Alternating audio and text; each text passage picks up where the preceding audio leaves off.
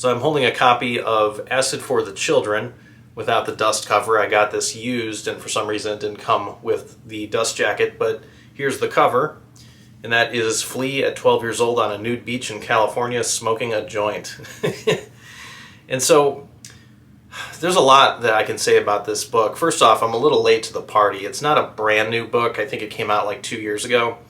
But I got this book. This has been on my reading list for a while, and as you can see, I've got a whole lot of books on my shelf, and so I'm a pretty heavy reader anyway, but this has been on my list for a long time. Now, I got this book Wednesday last week, and then by Friday I was done with it. Once I started, I could not put it down. It's easily one of the most fascinating books I've read in a very long time, and I've not read a book this fast since actually Undisputed, the Mike Tyson autobiography. Now, firstly, if you're looking for a book that is about the whole history of the Red Hot Chili Peppers, this is not your book, because this covers Flea's birth in Australia to the first Red Hot Chili Peppers concert with the original lineup. So if you're looking for a comprehensive history of the Red Hot Chili Peppers, this is not the one to get.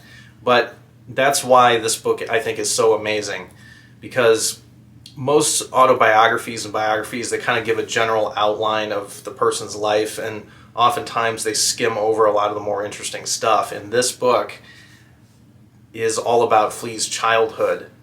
And normally, pretty much no matter what biography you have, they all sort of follow this general arc where it's like at the beginning you've got birth, and then you have trials and tribulations, how they got over it, and then how they achieved their success, like their big break and everything. But this is sort of similar, but it's very, very different. It's a very unique book, and it's very easy to read. There's tons of chapters in here. Like, for example, here there's one called Thwack Thud Swish, and that's the length of the chapter. So you have a whole bunch of chapters, and they're all individual stories about things that happened to Flea. I'm going to read a little bit from this book in a minute. Now, the writing style is what makes this very unique too. Flea just wrote this by himself. He didn't have like a ghostwriter, or in most biographies of people who don't write their own books, usually it's like the author, the person's story, plus someone else. Flea's writing style is really, really unique. If I were to compare it to somebody, I would actually compare it to like a Walt Whitman. Just somebody who, like Walt Whitman, we got a copy of Leaves of Grass, like right there. He had such an interesting view of the world, and Flea has a very, very interesting view of the world too. Like, who else but somebody like Whitman can write a book about how mind-blowing grass is? There's a passage in there explaining why he's like explaining the concept of grass to a young boy. But that's because he's so aware of his surroundings that he knows how to get the most of it, and that's exactly what Flea is doing here. Very, very detailed stories, very, very hilarious stories, sometimes even terrifying stories. Talks about having an alcoholic father with rigid rules, and then once his dad and his mom got divorced, his stepdad Walter, a pivotal figure in Flea's life, also had a lot of demons, also had substance abuse issues, but he opened up Flea to a whole new world of freedom.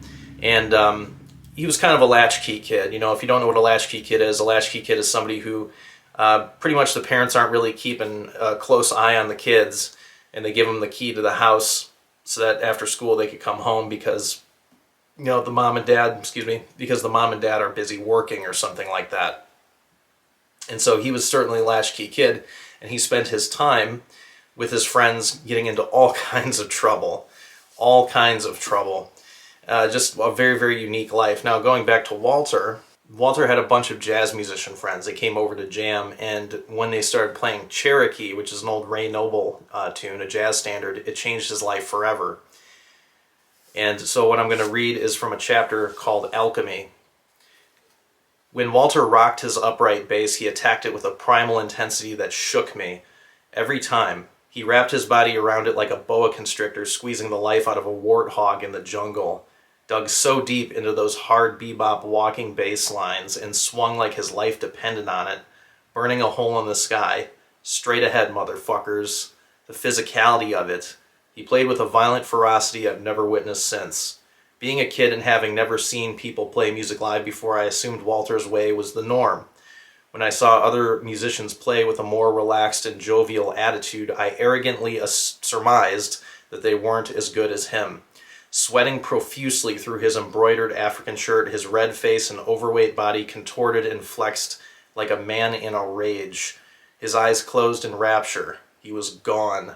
All the anger, bitterness, and frustration of his life channeled into making this incredible rhythm.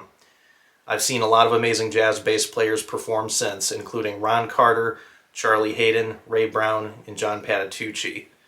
Some heavyweight guys right there. And they were all superior in terms of thoughtful construction, harmonic invention, tone, and the melodic arc of a solo. But never in my life have I seen anyone play a fast, hard-walking bass line with the driving, intense swing of Walter Urban Jr. Of all the hardcore punk rock bands I later saw, where much blood was shed and tortured teen angst expressed in artistic and original ways, none of them could match the dark depths of his feral intensity either. Walter got gone. I was blasted into the stratosphere, nanosphere, any fucking sphere. Thelonious sphere monk.